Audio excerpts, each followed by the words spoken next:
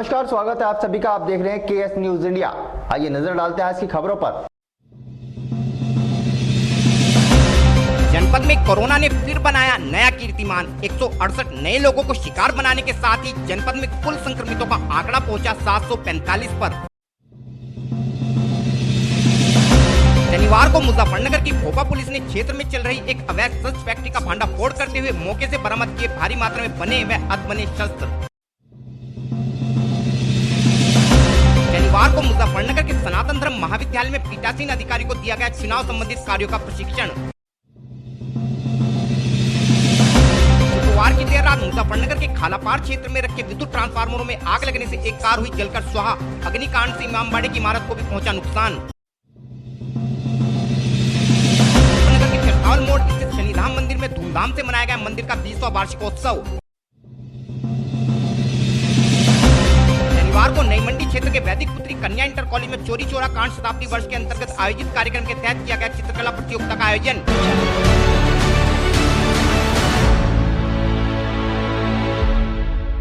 देश व प्रदेश के साथ साथ जनपद में भी कोरोना संक्रमण प्रतिदिन बढ़ता ही जा रहा है।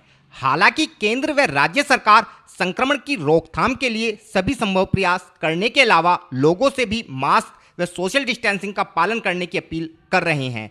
इस संबंध में शनिवार को प्रदेश के मुखिया योगी आदित्यनाथ द्वारा प्रदेश के लोगों से अपील करते हुए एक वीडियो भी जारी किया गया है।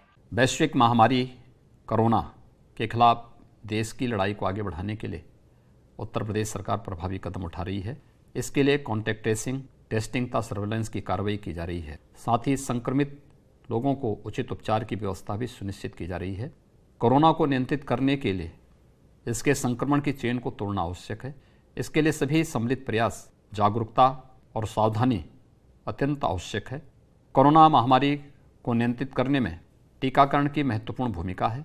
आदरणीय प्रधानमंत्री श्री नरेंद्र मोदी जी ने आगामी 11 अप्रैल को महात्मा ज्योतिबा फुले जी की जयंती से लेकर 14 अप्रैल 2021 को बाबा साहब डॉक्टर भीमराव अंबेडकर जी की जयंती तक टीका उत्सव मनाए जाने का आह्वान किया है। सभी प्रदेशवासियों से मेरी अपील है, टीका उत्सव के दौरान लक्षित आयु वर्ग के अधिक से अधिक लोग कोविड टीकाकरण कराएं। टीकाकरण के बाद भी सावधानी जरूरी है, इसलिए सभी से अपील है कि वे सोशल डिस्टेंसिंग का पालन करते हुए पूरी सावधानी के साथ 2 गज की दूरी, मास्क है जरूरी का अनुपालन सख्ती से करें। मुझे पूर्ण विश्वास है कि आप सभी के सम्मिलित सहयोग से हम वैश्विक महामारी कोविड-19 के खिलाफ जंग को जीतने में अवश्य सफल होंगे। जय हिंद। हालांकि शनिवार को भी जनपद में कोरोना ने लोगों को संक्रमित करने में कोई रियायत नहीं दिखाई तथा जनपद के 168 नए लोगों को अपना शिकार बनाया। हालांकि शनिवार को ही जनपद के 43 लोग कोरोना संक्रमण से मुक्त भी घोषित किए गए हैं तथा 3 लोगों की कोरोना संक्रमण के चलते मौत भी हो गई है, जिस कारण अब जनपद में कुल संक्रमितों का आंकड़ा 745 पर पहुंच गया है। शनिवार को जनपद के स्वास्थ्य विभाग को कुल 1113 लोगों के कोरोना टेस्ट के परिणाम प्राप्त हुए, जिनमें 168 लोगों में कोरोना संक्रमण की पुष्टि हुई है। इन परिणामों में 76 लोगों में RT-PCR व 81 लोगों में रैपिड किट के माध्यम से कोरोना संक्रमण का पता चला है।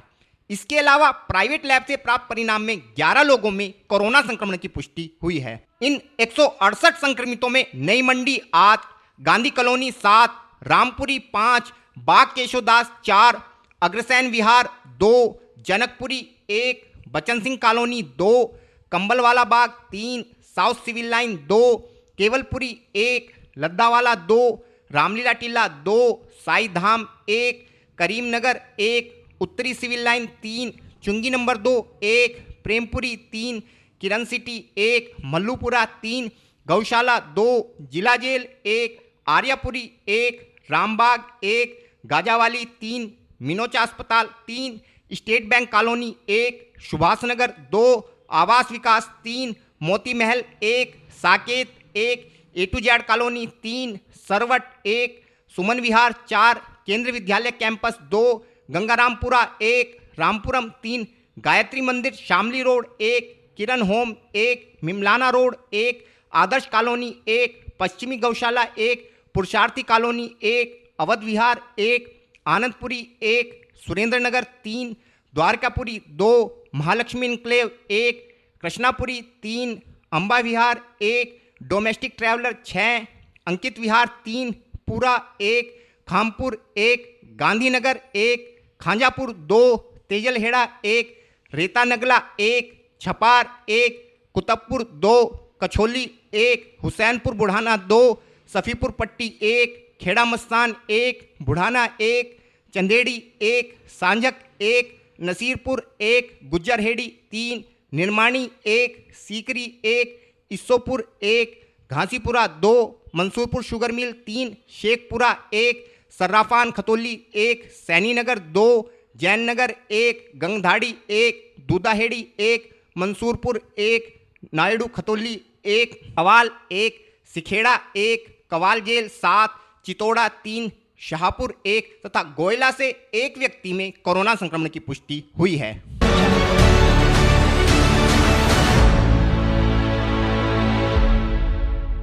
एसएसपी श्री अभिषेक यादव के कुशल नेतृत्व में मुजफ्फरनगर पुलिस आगामी पंचायत चुनावों को शांतिपूर्वक संपन्न कराने हेतु जी जान से जुटी है, जिसके तहत पुलिस कप्तान स्वयं गांव-गांव घूमकर ग्रामवासियों से चुनाव प्रक्रिया को शांतिपूर्वक संपन्न कराने में प्रशासन का सहयोग करने की अपील कर रहे हैं, तो प्रत्याशियों को भी चुनाव के दौरान आपराधिक प्रवृत्ति के लोगों का सहारा नहीं लेने की चेतावनी दे रहे हैं।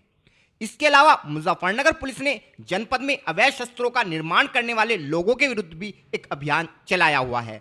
इसी अभियान के तहत शनिवार को मुजफ्फरनगर की भोपा पुलिस ने क्षेत्र के गांव हाजीपुर के जंगल में चल रही एक अवैध शस्त्र फैक्ट्री का भांडाफोड़ करते हुए एक अभियुक्त को भी गिरफ्तार किया है। पुलिस ने मौके से 3 देशी राइफल, 1 देशी बंदूक व भारी मात्रा में बने व अधबने तमंचे तथा इन्हें बनाने के उपकरण भी बरामद किए हैं। पुलिस के अनुसार इस मामले में गिरफ्तार सहारनपुर के ग्राम रसूलपुर निवासी मुकर्रम शातिर किस्म का अपराधी है तथा उक्त अभियुक्त पर आसपास के जनपदों में आधा दर्जन से भी अधिक मुकदमे दर्ज हैं।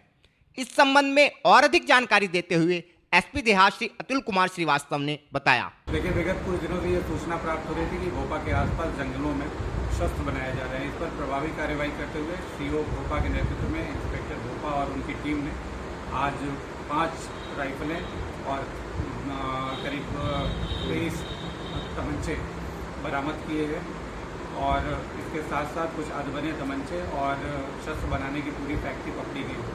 इसमें एक अभियुक्त की गिरफ्तारी की है। ये अभियुक्त जो है वो सहारनपुर का रहने वाला है। इसका लंबा आपराधिक इतिहास है। अभी तक इन्होंने किसको किसको शस्त्र बेचे हैं और किनको बेचने वाले थे, इसके बारे में विस्तृत पूछताछ जारी है। पूछताछ में जो भी तथ्य आगे प्रकाश में आए उनके आधार पर कार्रवाई। भोपा पुलिस द्वारा लगातार गुड वर्क किए जा रहे हैं सर, बताइए। निश्चित रूप से एक बहुत ही बड़ा गुड वर्क है। इलेक्शंस को देखते हुए एक बहुत अच्छी कार्रवाई की गई है। काफ़ी घटनाओं पर इससे रोक लगेगी और इसी तरह की कार्रवाई भोपा पुलिस आगे भी जारी रखेगी।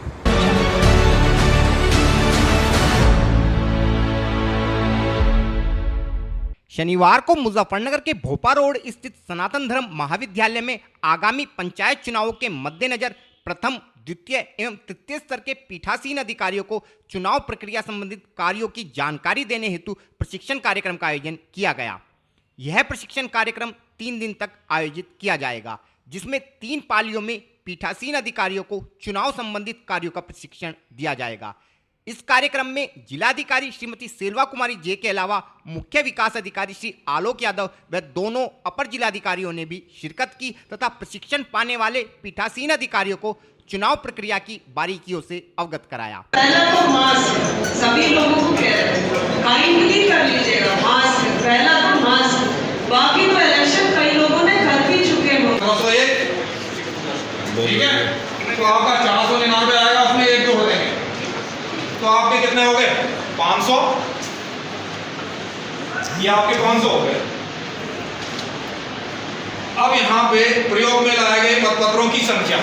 इस कार्यक्रम के संबंध में और अधिक जानकारी देते हुए सीडीओ श्री आलोक यादव ने बताया। ये जो हमारे पंचायत निर्वाचन 2021 है, उसके संदर्भ में जो हमारे पीठासीन अधिकारी, मतदान कार्मिक प्रथम, द्वितीय, तृतीय, इनका ये आज पहला दिन है प्रशिक्षण का। 3 दिन चलेगा। तो इसमें यहाँ पे ये 3 पारियों में कराया जा रहा है। पहली पारी का प्रशिक्षण अभी चल रहा है तो मतदान कर्मियों को मतदान प्रक्रिया के संबंध में संपूर्ण प्रशिक्षण प्रदान किया जा रहा है। सर कुछ ड्यूटी कटवाने को लेकर भी एप्लीकेशन वगैरह दे रहे हैं? हाँ, ड्यूटी कुछ लोगों के बच्चे छोटे या कुछ स्वास्थ्य की कोई दिक्कत है, कुछ लोग आए हैं, हेल्प डेस्क बनाई हुई है तो वहाँ एप्लीकेशन ले रहे हैं, तो पर जैसा भी उनकी मेरिट होगा केस का उसके हिसाब से उनका डिस्पोजल किया जाएगा।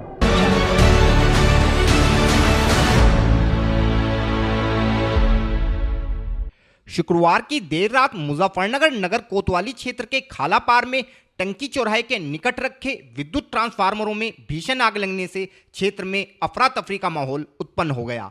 आग इतनी भीषण थी कि इसने ट्रांसफार्मरों के निकट खड़ी एक i10 कार को भी अपनी चपेट में ले लिया तथा देखते ही देखते कार भी आग में जलकर खाक हो गई। आग की भयावहता को देखते हुए आसपास के लोगों द्वारा इसकी सूचना दमकल विभाग को दी गई, लेकिन तब तक आग ने पास ही स्थित इमामबाड़े की इमारत को भी अपनी चपेट में ले लिया था, जिस कारण इस अग्निकांड के चलते इमामबाड़े की इमारत को भी नुकसान पहुंचा है। आग की सूचना के बाद मौके पर पहुंची दमकल विभाग की 2 गाड़ियों ने काफी मशक्कत के बाद आग पर काबू पाया। विद्युत विभाग के अनुसार आग का कारण ओवरलोड के चलते हुए शॉर्ट सर्किट हो सकता है। घटना के संबंध में और अधिक जानकारी देते हुए अग्निशमन अधिकारी ने बताया, रात 1 बजे करीब टंकी चौराहा जोड़ वाली मस्जिद के पास खालापार में ट्रांसफार्मर में आग लगी थी और उसके पास ही एक i10 गाड़ी UP12 U 7300 खड़ी हुई थी, वो भी उसकी चपेट में आई है और भयंकर आग लगी थी। 2 गाड़ियां ले जाकर के हमने आग को पूर्ण रूप से बुझाया है और उसके पीछे इमामबाड़ा भी था, इमामबाड़ा की भी भवन को क्षति पहुंची है। न कोई जनहानि नहीं हुई है, किसी को चोट चपेट नहीं है। आग वो पूर्ण रूप से बुझा दी गई थी, गाड़ियाँ वापस आ गई। आग लगने का क्या कारण रहा? आग लगने का कारण बिजली वाले ये बता रहे हैं कि ओवरलोड की वजह से आग लगने की संभावना है, बाकी वो सही कंफर्म नहीं हो पाया है, बिजली वाले ही कंफर्म करेंगे। मौके पे कितनी गाड़ियाँ गई? फायर सर्विस की 2 गाड़ियाँ गई थी, दोनों गाड़ियों से पंपिंग करके और ट्रांसफार्मर की आग को पूर्ण रूप से बुझाया गया।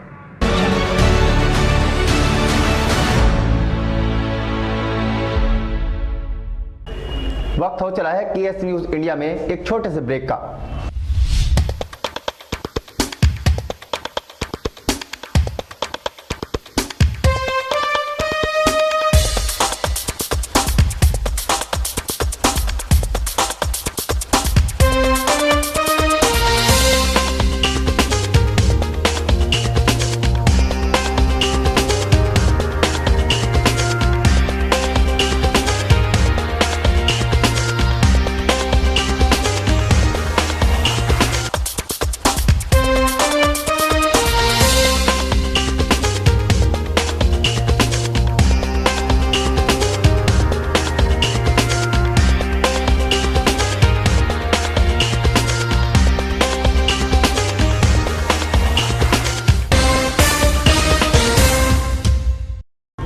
ब्रेक के बाद आप सभी का स्वागत है। शनिवार को मुजफ्फरनगर के चरथावल मोड़ स्थित सिद्धपीठ से शनिधाम मंदिर का 20वां वार्षिकोत्सव बड़ी ही धूमधाम से मनाया गया।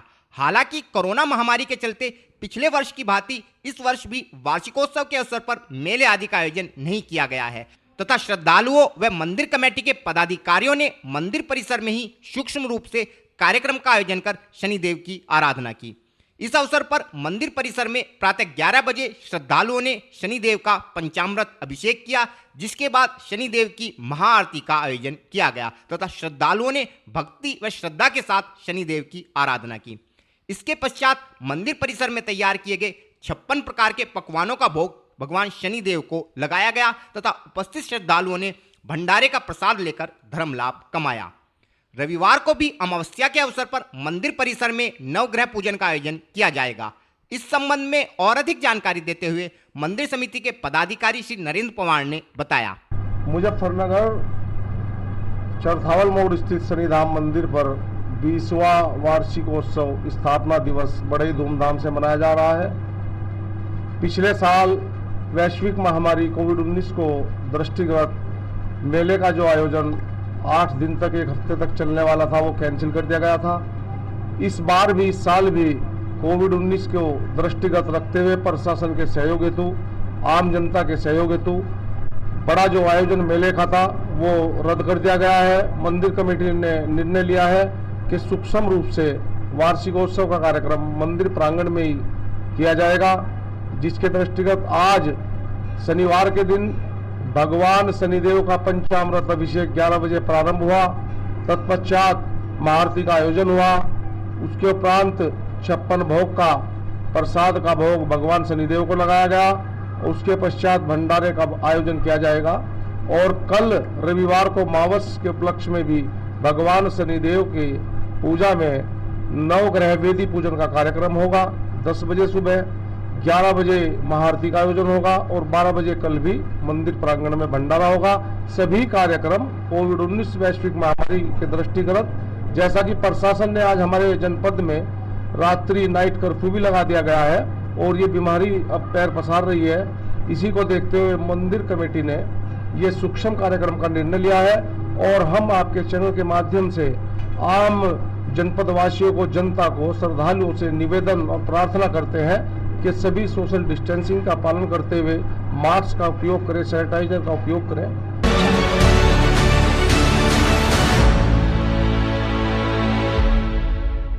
पूर्वांचल के चौरी चौरा में स्वतंत्रता सेनानियों द्वारा 1921 में भारत की आजादी हेतु किए गए कार्य को चौरा चौरी कांड के नाम से जाना जाता है। इस वर्ष इस कांड के 100 वर्ष पूरे होने की खुशी में प्रदेश सरकार द्वारा इसे एक समारोह के रूप में मनाते हुए विभिन्न कार्यक्रमों का आयोजन पूरे प्रदेश में कराया जा रहा है। इसी कड़ी में शनिवार को मुजफ्फरनगर के नई मंडी में स्थित वैदिक पुत्री कन्या पाठशाला में एक चित्रकला प्रतियोगिता का आयोजन किया गया, जिसमें जनपद के विभिन्न विद्यालयों की छात्राओं ने बड़ी संख्या में प्रतिभाग करते हुए अपनी प्रतिभा का प्रदर्शन किया। इस अवसर पर विद्यालय की छात्राओं द्वारा सुंदर सांस्कृतिक कार्यक्रमों का प्रदर्शन कर उपस्थित लोगों को मंत्रमुग्ध कर दिया गया।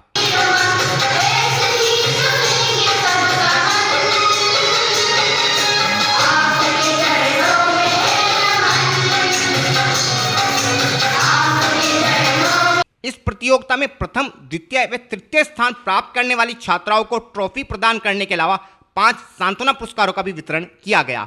इस विषय में और अधिक जानकारी देते हुए कॉलेज प्राचार्य ने बताया। आज ये हमारे यहाँ पर चौरी चौरा जन शताब्दी महोत्सव के उपलक्ष्य में ये ड्राइंग प्रतियोगिता कराई जा रही है और इस प्रतियोगिता के अंतर्गत आज ये जिला स्तरीय प्रतियोगिता है और बहुत सारे बच्चों ने इसमें, अनेक विद्यालयों ने पार्टिसिपेट किया है और जो प्रथम, द्वितीय और तृतीय स्थान है उन बच्चों के लिए ट्रॉफी की व्यवस्था है और हमने 5 सांत्वना पुरस्कार भी रखे हैं और सभी बच्चों को उनको पुरस्कार दिए जाएंगे और जो बच्चे यहाँ से चयनित होकर जाएंगे उन बच्चों को आगे मंडल स्तर पर प्रतिभाग करने का अवसर मिलेगा और जो मंडल स्तर पर भी फिर आगे चले जाएंगे तो वो राज्य स्तर पर भी उन बच्चों को प्रतिभाग करने का अवसर मिलेगा।